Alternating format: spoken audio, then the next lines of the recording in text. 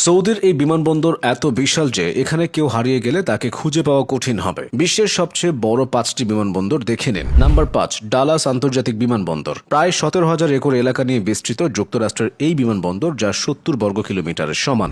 Number 4, Atlanta হার্টসফিল্ড Jackson বিমানবন্দর। যুক্তরাষ্ট্রে অবস্থিত এই বিমানবন্দরটি প্রায় 19,274 একর জায়গা জুড়ে বিস্তৃত, যা প্রায় 80 বর্গ কিলোমিটারের সমান। নাম্বার 3, ডেনভার আন্তর্জাতিক বিমানবন্দর। এটিও যুক্তরাষ্ট্রে অবস্থিত। এই বিমানবন্দরটি নির্মিত হয়েছে প্রায় 33,536 একর এলাকা নিয়ে, যা 135 বর্গ কিলোমিটারের সমান। নাম্বার 2, আল মাকতুম আন্তর্জাতিক বিমানবন্দর। প্রায় 34,595 একর এলাকা জুড়ে গড়ে ওঠা এই বিমানবন্দরটি দুবাইয়ে অবস্থিত।